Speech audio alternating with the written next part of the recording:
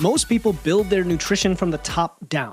Calories first, then macros, maybe micronutrients as an afterthought. That approach breaks when your goal is body recomposition. You might hit your calorie targets, you might dial in your protein, macros might be on point, but if you're hungry, if your training feels flat, if the mirror isn't changing, something is obviously off. Today I'm showing you why the traditional nutrition hierarchy is often backward and the 5 mistakes that prevent successful body recomp before it even begins.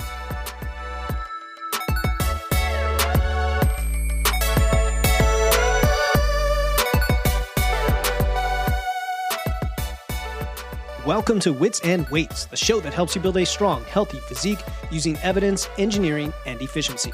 I'm your host, certified nutrition coach Philip Pape, and creator of the Fitness Lab app. And today we are going to flip around the nutrition pyramid.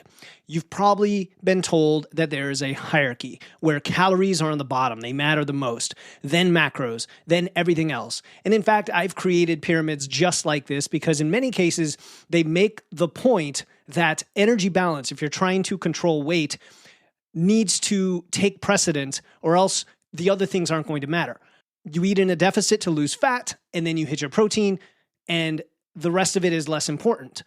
The problem is, what I find people doing when they take that as approach is they go to an extreme, and then when they're trying to lose fat and they're trying to build and hold on to their muscle, there's cracks in the model because they are not looking ahead to the other things that are actually more important in the moment. Like, hey, my hunger signals are telling me I'm always starving. What is going on, even though I have my calories and macros on point? So even if you are great at tracking, even if you know how to induce a deficit or maintain or surplus, even if you know how to hit and maintain consistent protein, and yet your body doesn't cooperate, or you feel weak in the gym, or you're always hungry, or your recovery isn't great, and then week after week, month after month, things aren't changing the way you expect from a nutrition standpoint as it impacts your physical results, something is going wrong in that process. And that's because your physiology is complicated and it has to be equipped to handle what you are trying to do, your specific goal, which your goal is not weight loss. Your goal is fat loss, building muscle, improving your health, improving all of these things at the same time. And your physiology runs on nutrition, aka micronutrients, first, then macros, and then calories. And I'm going to explain why today, why that's a different way to think about it. It doesn't necessarily upend the traditional pyramid, but it's complementary to it, or it's a different angle on the same thing that might be more helpful to people. So today I'm going to break down 5 mistakes that I believe are holding back successful body recomposition, not to add complexity, but about putting the right thing first if you're the type that is struggling when you've tried the traditional approach. So mistake number 1 is thinking that calories and macros matter more than micronutrients, because after all, they're in the bottom of most of these pyramids. Let me start with constraint theory. This is from engineering, and I talk about it all the time in the context of figuring out your root cause. In any system, performance is going to be limited by the narrowest bottleneck, right? If you optimize everything downstream of that bottleneck, but haven't addressed the constraint, nothing improves. And in fact, you put a lot of effort and work into something for it not to improve, which is even more frustrating. Or then you put up your hands and say, this doesn't work, and that's not really the reason why it's not working. And so most people approach nutrition what I'll call top down. You know, you've listened to podcasts, you've read all the great books, you follow great evidence-based people like I do, and then you conclude, okay, I need to figure out calories for my goal. Am I trying to lose weight, maintain, gain? Then I need to set my macros to balance everything out the right way, protein, fats, carbs, and then maybe think about the types of foods and the qualities of food sometimes as an afterthought, because you may have heard people say, well, once you're hitting your macros, you're inevitably going to have the right foods. Well, this works for a simple weight loss approach, but body recomposition, trying to lose fat, trying to build muscle, whether you're doing it at the same time or over the long term with cuts and bulks, there are a lot more needs and demands that you have to understand metabolically for the most part. But that also includes things like hormones. You're asking your body to do 2 things at once. You're asking it to release stored energy, but you're also trying to keep it strong and build or maintain muscle. And they're kind of, I'm not going to say they're contradictory, right? Because we do both at the same time, but you have to understand how it all works. Building muscle, of course, requires protein synthesis. This is at the crux of both why we strength train, but also why we focus so much on protein when we are losing weight so that we can hold on to that muscle. Losing fat specifically requires efficient energy metabolism, right? Is what the word I like to use. It's not just weight loss. Recovering from training requires that you repair at the cellular level, right? You have to repair your tissue and recover. All of this actually depends heavily on your micronutrients, your B vitamins, your magnesium, zinc, iron, manganese, copper, and dozens of others. Without them, your body can't run the biochemical pathways needed for recomp or do them efficiently, even when macros are quote unquote perfect. So micronutrients are determining how you feel regardless of your body weight. You might lose some fat and you might gain some muscle, but if you feel terrible, if you are exhausted, if you're irritable, mood swings, bloated, weak, constantly hungry, your biochemical foundation isn't there. And I see this at all different types of goals. In other words, even if someone's in a muscle building phase with a surplus, just because they're eating enough food doesn't mean they have enough micronutrients. When that foundation is missing, then the adherence is the first thing to go. That is where you quit or you binge or you program hop. It's not because you lack discipline, but because your body is fighting you because you're not giving it what it needs. So if we were to flip this around and have a bottom-up model, not a reprioritization, understand, but ensuring that each of these blocks are accounted for, I think you have a higher chance of being successful. So what does that look like? Micronutrients first. Build that biochemical operating system, making sure you actually have them in there, because otherwise a lot of the other things are going to hit a wall fast. Then your macros, you're going to fuel your system with the right protein, carbs, and fats, and then your calories, using energy balance to drive the fat loss or muscle gain. And the reason I like it in this order now, where I used to be very dogmatic about saying calories come first, is because everything downstream will work better. Your hunger will be better regulated. Your training will improve. You'll recover faster. And body recomp becomes easier and more frictionless, while you still have to understand that calories are at the foundation of energy balance, and then macros are at the foundation of things like muscle protein synthesis and hormones and energy and recovery from a macro basis. So let me give you some examples because this could be confusing. Your body's ability to turn carbohydrates into usable energy. And by the way, we should be eating our carbs. If you found this podcast for the first time and you're like, why is he talking about carbs? Low carb, right? No, should be eating carbs. Requires, for your body to use it as energy, it requires B vitamins, magnesium, and manganese. Those are examples. If you're low in these, your body can't efficiently extract the energy from carbs, and that'll make you a little bit sluggish. Even if you're eating a lot of carbs, that affects your workouts. And it also affects your cravings because down to the cellular level, mitochondria, right, powerhouse of the cells, you're not getting what you need. Fat, what about fat burning, fat oxidation? Well, you have to have B vitamins and carnitine and coenzyme Q10, right? CoQ10.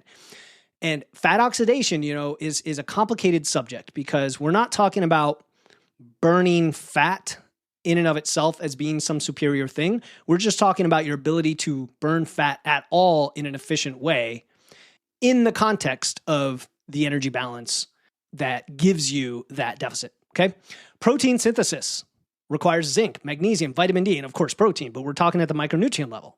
So if you're deficient in some of these, and most people are deficient at least in magnesium and possibly vitamin D, you can eat a ton of protein and still struggle to build muscle as well as you think because your body can't use that protein efficiently. What about thyroid hormone conversion, T4 to T3? You need selenium, iodine, zinc. We all know that, right? Like iodine and selenium come up a lot in thyroid discussions. And so low levels of those foods can then affect your thyroid conversion, and that tanks your metabolic rate. And then you think you have a thyroid issue when in fact you just have a micronutrient issue. Even if you're eating plenty of food, okay? That's why it's not just a calorie thing. Obviously, if you are under eating and you can fix that, it gets that variable out of the way, but you might have a micronutrient deficiency, which we've seen in the evidence can drop your resting metabolic rate by as many as hundreds of calories a day, where you might think you're in a calorie deficit because you're eating, quite a low amount of food that's not satiating you. But if your metabolism is kind of keeping down along with that low eating, then you're actually at maintenance, but you don't feel like it. You feel like crap, right? You feel like you're not eating nearly what you should be. And that's why people say, my macros are perfect, but I'm always hungry. Or I'm hitting my protein, but I don't feel like I have enough energy in the gym. Or I'm eating healthy, but I feel terrible, right? The problem isn't the macros in that case. It's that the body doesn't have the micros to run your, metabolic pathways as efficiently. And I'm not one to fearmonger. I'm not saying everybody has just massive nutrient deficiencies, but we've had some folks on the show like Sarah Ballantyne who do talk about this as super important, right? For things like gut health, microbiome diversity, satiety, how you feel, lots of things in your body doing lots of different things. And really it's about diversity here. It's not about having to get a specific food or another, although certain foods are powerhouses of certain nutrients, and it's good to be educated on that. So making sure every meal includes at least one micronutrient-dense food as a priority is the way to go here. It's actually quite simple. Fruit, vegetables, nuts, legumes, root vegetables, whole grains, dairy, eggs, even organ meats and shellfish. You notice it's not just fruits and vegetables, not just plants. All of these things have a lot of nutrition. And yes, even red meat. I've had people comment on YouTube videos being like, oh, did you know red meat, that causes diabetes? I'm like, where are these people learning their information? Diabetes is caused by excess consumption and obesity, and not by sugar or red meat. So all of these nutrient-dense foods provide the vitamins, the minerals, and things that are not on the label, like phytonutrients, right? These are compounds in plants that your body needs to run efficiently. Your metabolism is affected by these guys. So even if it hits you as, hey, I want to increase my metabolism, it could be a lack of micronutrients that's causing you to have a suppressed metabolism. Now, that doesn't mean you can't have flexible foods. Notice the list I just gave you was a huge list of foods to begin with. It just means you anchor your diet with nutrient density and then build flexibility around that. And then you're going to feed that into, okay, how does that meet my macros and my calories? You see this? You see why this approach makes a lot of sense. So this brings us to make mistake number 2. Mistake number 2 is using flexible dieting, but without nutrient anchors. So what do I mean by this? Well, I'm a huge proponent of flexible dieting. And that's the ability, or flexible eating is another way to call it, the ability to fit foods that you love into your plan, because that is what makes nutrition sustainable, period. Like that one rule is near the top of the list. It doesn't mean binging on ultra-processed foods. It means having flexibility and not telling yourself that certain foods are quote unquote bad when they are perfectly fine in some level of moderation or context in your dietary pattern. But flexible dieting only works when you build it on nutrient density. And I've had episodes in the past where I compare flexible dieting, if it fits your macros, to a more flexible approach, if that means, where you're really expanding what this definition means. Because most people do it backward. They start with, oh, I can eat anything as long as it fits my macros. But then they feel terrible. They can't recover. They hit a wall, their hormones, all the things, right? And I would say there are 3 gaps or 3 problems with this approach, this macros-centric approach only, that affect fat loss, that affect recomp. The first one is that you're just not getting enough of the nutrients, what we just talked about. The second one is that gut issues or low stomach acid, medications, poor digestion are preventing some of the absorption of the nutrients you do eat. So a lot of people have issues with nutrient absorption. We don't talk about that a lot on the show, and I'm remiss if I don't, as obviously a nutrition coach. And then I'll say the utilization gap is the third gap, where the inflammation in your body, and I'm talking about blood marker-based legitimate inflammation, right? The cellular response of your body to stress, including the stress itself, and toxins, which would be things like, smoking, alcohol, drugs, potentially some environmental toxins, although I don't want to overplay those. Maybe missing cofactors that prevent using the nutrients, even if absorbed. Could be some genetic things as well. But anyway, the intake, absorption, and utilization of nutrients. And so if you have a flexible diet, but you're not thinking about nutrients, you're going to have big gaps like this. You might hit your protein using just chicken breast and whey. And you might hit your carbs with just white rice and bagels. And you might hit your fats with just butter and cheese, and then hit your macros perfectly. And what's ironic here, or not ironic, but you can take a pizza and make the perfect macro-friendly pizza. But think about how you're going to feel every time if that's all you ate. So micronutrient intake is often very poor in what I see. And this is why with my own like one-on-one clients, I get all their data. Most of them use MacroFactor and all the nutrition data is in there, but maybe use Chronometer, maybe you track yourself. It doesn't matter. The micronutrient, I will see things that are way lower than they need to be. Potassium, magnesium, zinc, B vitamins, fiber. I know fiber is a weird one because it's a kind of a macro, or it's a type of carb, but I consider it a nutrient as well. Polyphenols, you can't really track, but if you have diversity in color, this is why I do like color. It sounds like old school, but having enough color on your plate often takes care of some of the polyphenol and compound concerns. Everything your body needs to feel good, to perform well, to actually build muscle while losing fat. And by the way, this is why fad diets and restrictive diets, any kind, whether it's vegan and vegetarianism on one hand or carnivore on the other, are really missing out. You're really missing out on all this stuff. And to claim that you don't need them is really shameful and honestly dangerous. Because micronutrient status is poor in this kind of diet, your metabolism downregulates from that. Your hunger then goes up. You have the low energy. You have the poor training. You see where I'm going with all this? It's a repeated pattern. And then you might be craving more of that. We'll just call it junk food, but you know what I mean. Ultra-processed foods, because your body is literally starving for nutrients, even though you're eating enough calories. So you just go for whatever you can to make up that difference. So the paradox of flexible dieting done incorrectly is that you could be overfed on calories but undernourished down in your body at the cell, down to the cellular level. So the solution here is nutrient anchors, a nutrient anchor. And by the way, I think I learned this from this phrase. I think I'm taking it from Vitality Blueprint. They're the company I partner with for performance blood work. I think they've used this phrase. Okay, but I've also used anchors before in terms of like protein and fiber anchors. But this is a nutrient anchor, a high quality micronutrient dense food that you have in most of your meals. So even if the rest of your diet is flexible, you're always hitting your micronutrient needs and you're kind of rotating through these. So this is actually pretty simple, and a lot of what you want to eat anyway is going to satisfy you. So for example, Greek yogurt instead of a low-fat processed form of dairy, or potatoes instead of rice cakes, or legumes instead of protein bars, right? Or red meat or eggs instead of only chicken breast, or fruit instead of some other dessert. Now, some of these swaps are a little, I'll say, harder for folks. So you're going from like a really yummy processed food like ice cream, and I'm telling you to eat fruit. I'm not saying all the time. I'm just saying, think about those kinds of swaps. It's not that the calories or macros change. It's that you're picking something with more nutrients potentially. And anything processed is probably just going to have fewer nutrients, even if it's quote unquote clean or has quote unquote clean ingredients, like some good protein bar that you like. Okay, I get the convenience, but just remember, the more of that you have, the less you're going to have of the micros. So protein, fats, carbs are often checked off, but then where are the vitamins, the minerals, the fiber, right? So this is not about cutting things out. Do you see? This is really anchoring and being intentional. So what does a meal plan for this look like? Well, simple. Breakfast, Greek yogurt, berries, granola, maybe oatmeal, maybe eggs with egg whites. A lot of options there. Lunch, a burrito bowl with rice, beans, chicken, veggies, cheese. Snack could be an apple with peanut butter.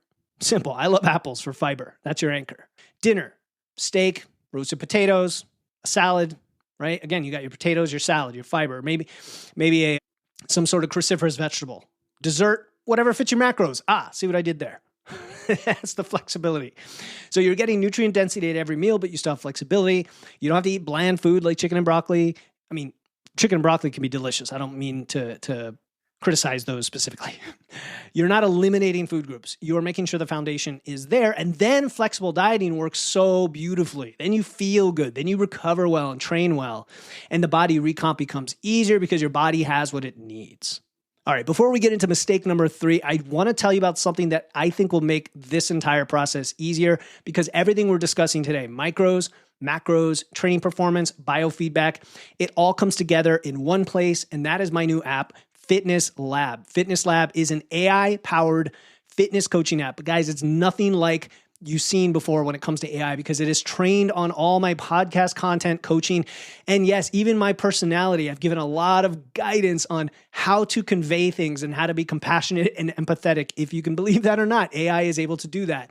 It's now available on iPhone, and if it's not already, shortly it'll be out on Android, and it's going to have full Apple Health integration on iPhone. It's like having a coach in your pocket who understands this nutrition model based on micros, macros, and calories.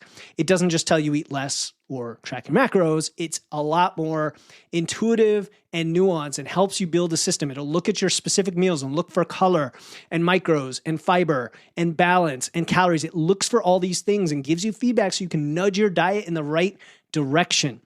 And as we continue to integrate with Apple Health, it'll be able to pull in things like your sleep metrics and even your nutrition metrics if you use another logger like MacroFactor or MyFitnessPal.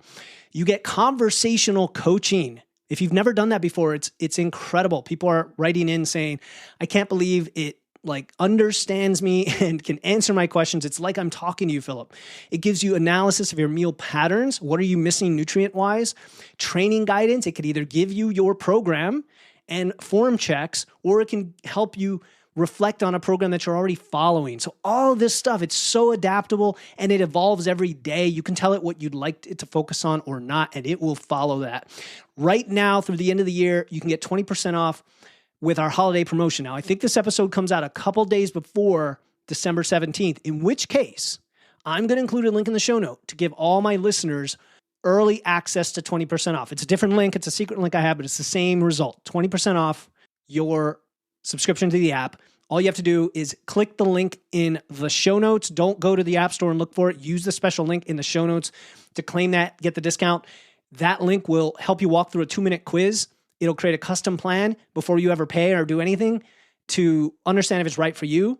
And then you can jump in, and then there's even a refund period. So guys, there's no risk at all. Go to the link in the show notes to claim that. All right, let's talk about mistake number 3, which is mismanaging fiber and gut health.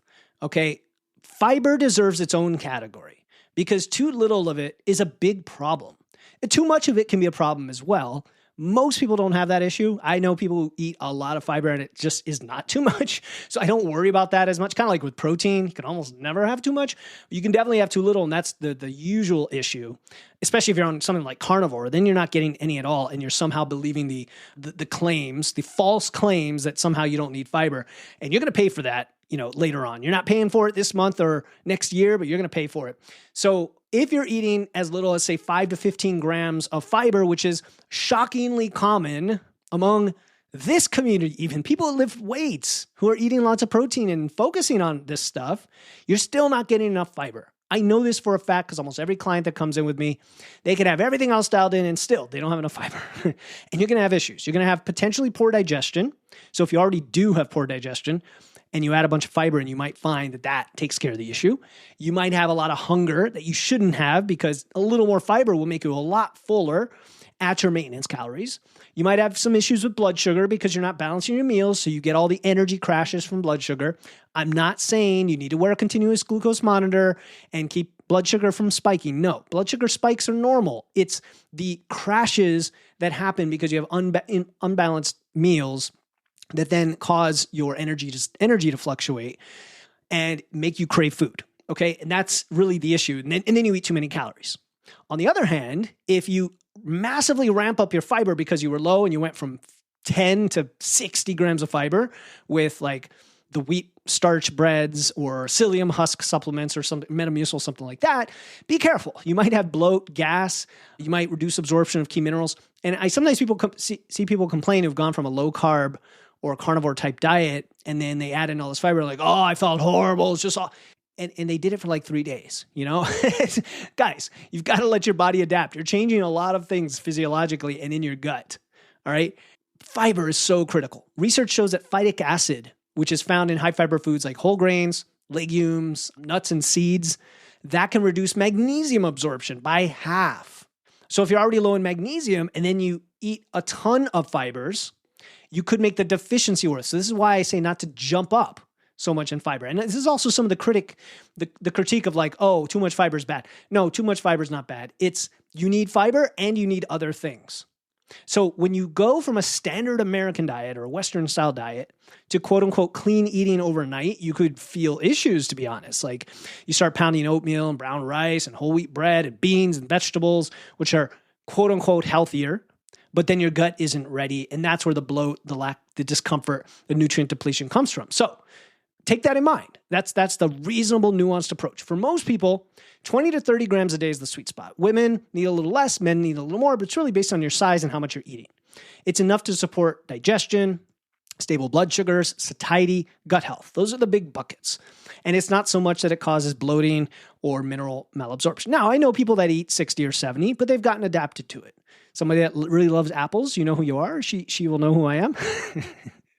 And there's nothing wrong with that. It's fine if you can handle that, okay? So increase it gradually. If you're at 10 now, add 5 grams next week every day, and then 5 a day again, and just get up there. And then the other key here really is getting it from food and getting it from variety, diverse foods. Don't just eat the same high fiber foods every day. Mix it up. Different fibers feed different gut bacteria. Different plant foods have different polyphenols and phytonutrients. So there's a really cool framework that you may have heard of called the 7-2-1 rule. It's 7 plant colors a week, 2 seafood servings a week, and 1 organ meat or nutrient-dense alternative a week. So the colors are just all the different colors: red, orange, yellow, green, blue, purple, white, so that you get your phytonutrients. The seafoods would be for omega-3s. So I know a lot of you are taking a fish oil, but really having both, having those fattier fish like salmon is a great idea. Selenium, iodine, zinc. You can look up which foods are high in those. If you eat shellfish and things like that, it's great. And then the 1 organ meat or nutrient-dense alternative, like liver, but a lot of people don't like it. I would say chicken liver is milder than beef liver, but eggs, shellfish, fortified dairy are all in that category too. And that's very common for people looking at protein anyway, right? So it's that rotation of foods that covers your bases. And when you get this right, when you're in that 20 to 30 gram range and you have a lot of variety, you're probably going to find things improve. You're going to have better hunger, better blood sugar, better digestion, and you're just going to feel better, which then impacts mistake number 4, which is macro targets that don't support your training performance. All right, so this is setting macros that look good on paper because you're following some rubric, including ones that I might share as like a starting point, but then they're not optimal for you and your performance. And that's frustrating, right? Because a client will tell me, hey, I'm hitting my macros, my protein's high, my calories are where they need to be, but I don't feel great in the gym. I don't have energy. I'm losing reps. I can't recover as well. I'm feeling sore. And then when I dig into it, I say, okay, you know what? You are hitting your macros very consistently, but it's really not best for you right now. We're going to need to tweak them. And that's where the self-experimentation and the biofeedback are so important, because it is, even if it were just about macros, it still has to be the right macros for you. Makes sense, right? Body recomp is highly dependent on your training. You can't lose fat and build muscle without good, high quality training. And that requires energy. Yes, energy. We just don't talk about this enough for whatever reason. I'm not talking about just calories, although that's important, but even in a fat loss phase where you're in a deficit, you could still optimize your energy. And I'm talking about ATP here. That's the molecule your muscles use to contract. Adenosine triphosphate, ATP. You can't efficiently create ATP without micronutrients. Okay. So here's the pattern. Getting back to mistake number 1. B vitamins, magnesium, manganese, iron, copper, alpha lipoic acid. You don't have to be a nutrition scientist. It's just understanding that without the right micronutrients, your body will struggle to turn the food into usable energy, and that impacts your training, right? That's where you can't hit the reps and you feel like you can't progress. You can't push hard enough to create the stimulus. You feel tired in the gym. And then if you're not creating that stimulus, you're not building muscle. If you're not building muscle, then you're just potentially losing weight and best case, holding on to your muscle and never quite able to add more, and defeats the whole purpose. And you just feel stuck. And that's why people say, hey, my macros are perfect, but X, I feel weak, or whatever the thing is they feel. So that's the bottleneck, right? If training performance is the thing that really pushes the muscle side of the equation, macronutrients are important, and we want to fix that. So make sure, first of all, that you're not just hitting protein, carbs, and fats in isolation, that the foods you choose are nutrient dense. We've already discussed this a lot today. But to break it down by macro, for protein, you want to have a good variety. Eggs, red meat, fatty fish, Greek yogurt, not just chicken breast and whey. And for those of you who are somehow against red meat or pork or something like that, just for health reasons, okay? I'm taking off the table value-based reasons, the food supply, factory farming, all those moral and ethical issues, because that's outside the scope of what I'm talking about. That's up to you. That's a self-imposed restriction. But from a health perspective, all of these animal products are fantastic, and having a variety of them is great. So those of you who just eat one type of meat, like chicken breast, heck, try chicken thigh and then expand into some, red meat, turkey, pork, fish, fatty fish, but even white fishes. And then there's Greek yogurt, there's cottage cheese, there's things like that. So that's protein. For carbs, potatoes, love potatoes, fruit, so many fruits. I mean, you could just go to town rotating through all your fruits. Oats, legumes, not just rice, not just bread, quinoa. There's so many things. For fats, pretty much anything you add for a little extra flavor. Nuts and seeds, avocado, olive oil, you're probably using with your cooking and through dressings and things like that. Fatty fish, which also checks off the protein, checks off your fats, right? Not just butter and cheese. And I have nothing against butter and cheese. You obviously don't want to be doing bulletproof coffee. Like, if you're still doing that, why? You're just consuming tons and tons of saturated fat for no reason whatsoever. It doesn't give you any benefit, and it probably has negatives in terms of risk for cardiovascular disease. And yes, that is well supported by the evidence. So that's the first one. Make sure that the foods you choose, even for the macros, are nutrient dense and have variety. Second, I want you to pay attention to meal timing around your training. This is the big one. For some people, this goes at the top of the list because they are doing pretty well with their food selection, but then they're timing it really poorly. And you don't have to overcomplicate this. If you train fasted or you're on very low carbs and you're always not feeling it, that's probably a signal that your body needs more fuel. Very few people do really well training fasted or on low carbs. That's just the fact of it. Some people might, it's just very rare. And so a simple pre-workout, my favorite being banana and protein. Banana digests well, it has electrolytes, it's a fruit, has a little bit of fiber, but not too much, lots of nutrients. And then protein, which could be whey protein, could be a food-based protein, depends on how much time you have, it's fine. That can make a massive difference. So that's it for the meal time. And just gonna keep it simple with carbs pre-workout predominantly, even if you can't get protein.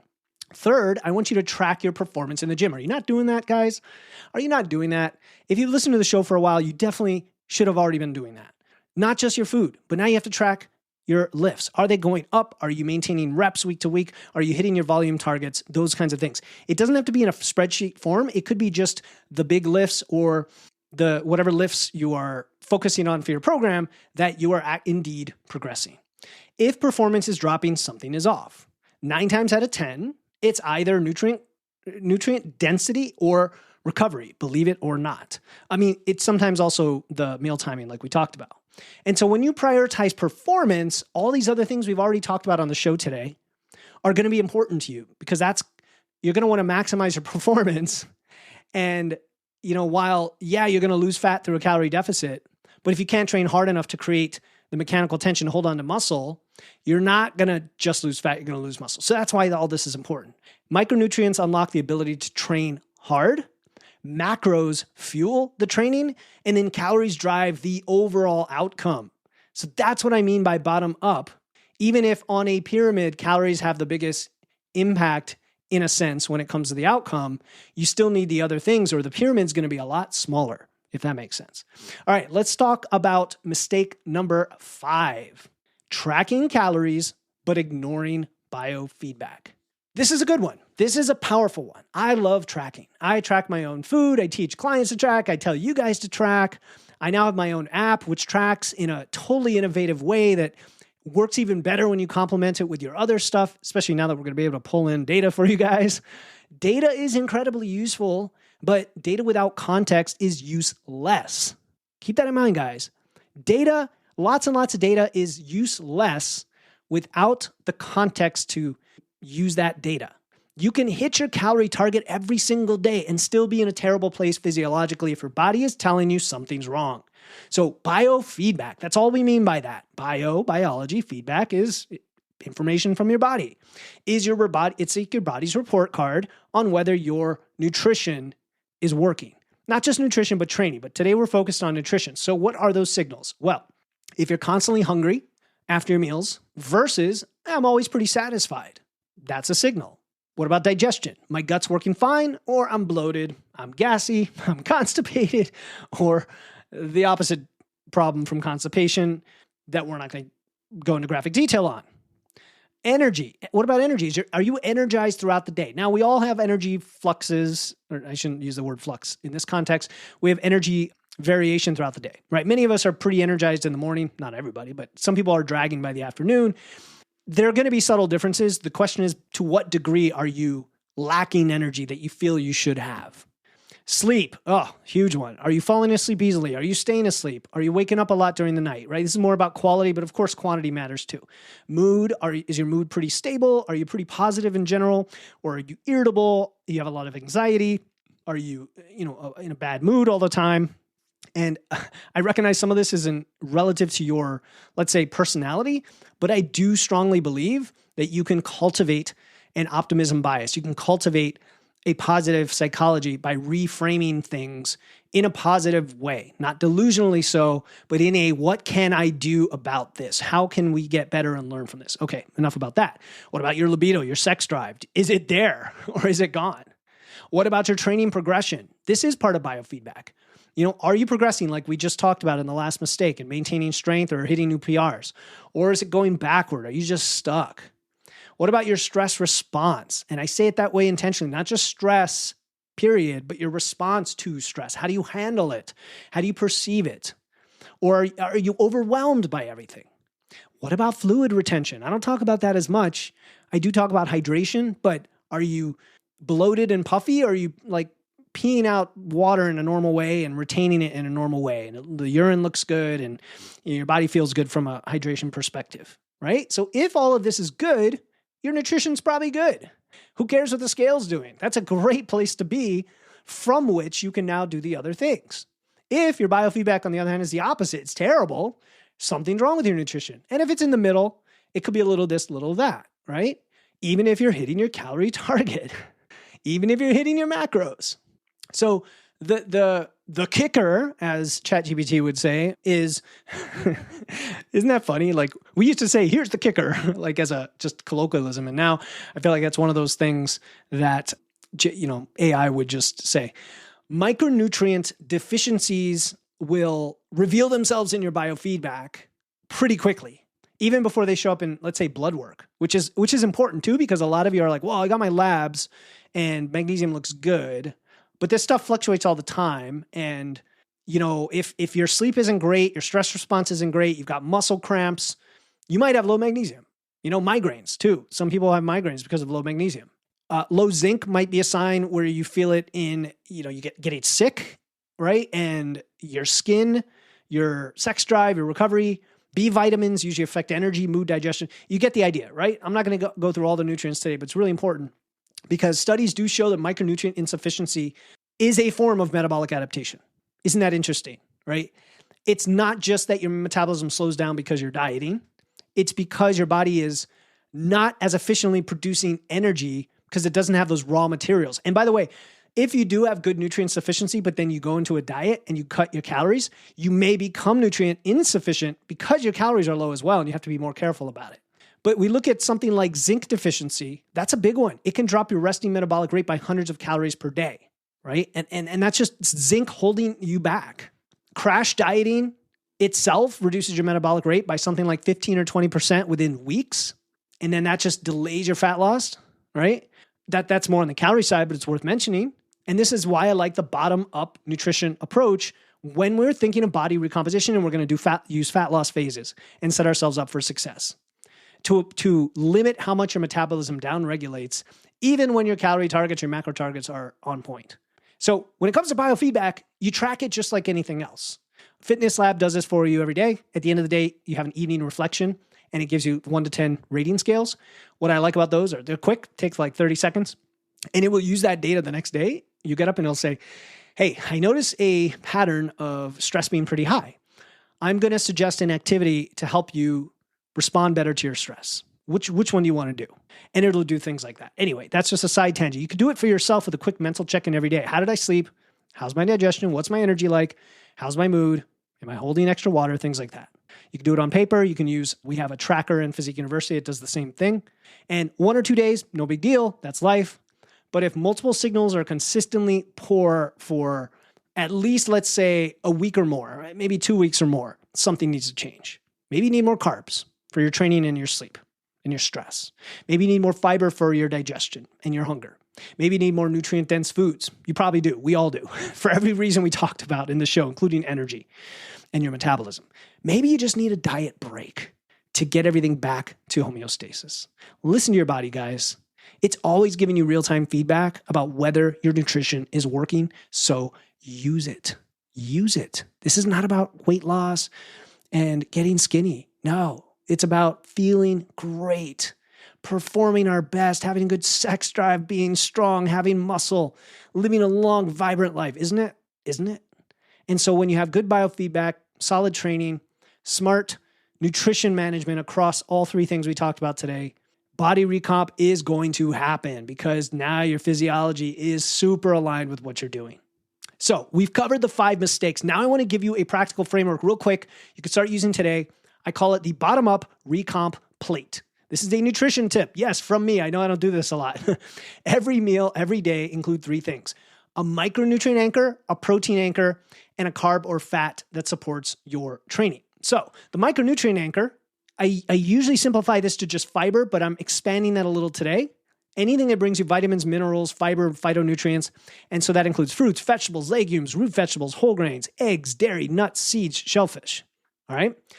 I definitely think a few of those should definitely be fiber focused, but think of it in terms of micronutrients.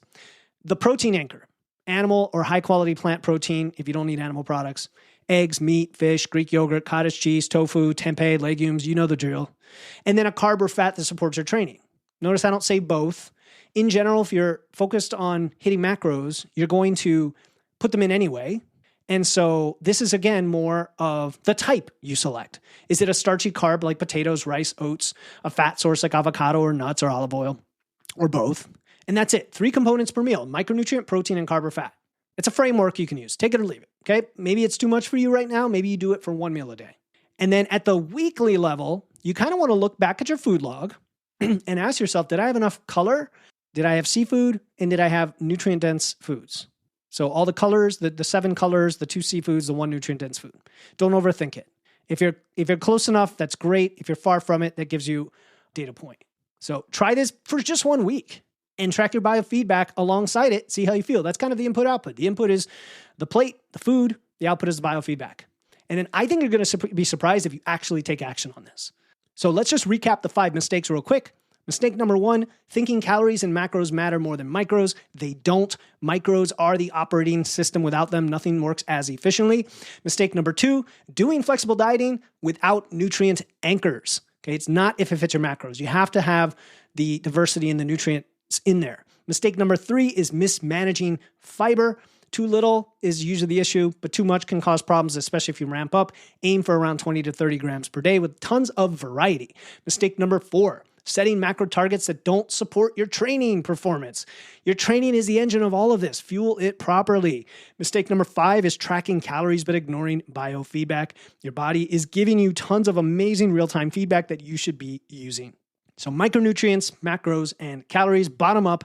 When you do it in that order, everything will become easier. Hunger will be more manageable. Your training should improve. You should have faster recovery and get what you want. If you want help building this system for yourself without having to think too much about it, with a lot less stress, my app, Fitness Lab, makes it easy. The app walks you through this approach we talked about today. It analyzes your meal patterns. You just upload a photo. That's all you have to do. You don't even have to log it or look it up in a database. Just take a photo. And it's going to identify where you're missing nutrient density. It's also going to adapt your training based on your biofeedback as well as your nutrition. It's going to give you conversational coaching that feels like having Coach Philip in your pocket. It's available now. It's on iPhone. It should be on Android as well. If not, it will be very soon. It should have the Apple Health integration turned on. Again, I'm saying all shoulds because I'm recording these before my surgery, but these are the timelines. So don't hold me to it, but all of these things are going to be out shortly, if not already. It will be 20% off through the end of the year, starting December 17th through January 2nd. But if you're listening to this before that, use the link in the show notes. It's a secret link to get you the 20% off now ahead of time. And you can take advantage of that. Use the link in the show notes. Until next time, keep using your wits, lifting those weights, and remember, build from the bottom up and your body will cooperate. This is Philip Pape, and I'll talk to you next time here on the Wits and Weights podcast.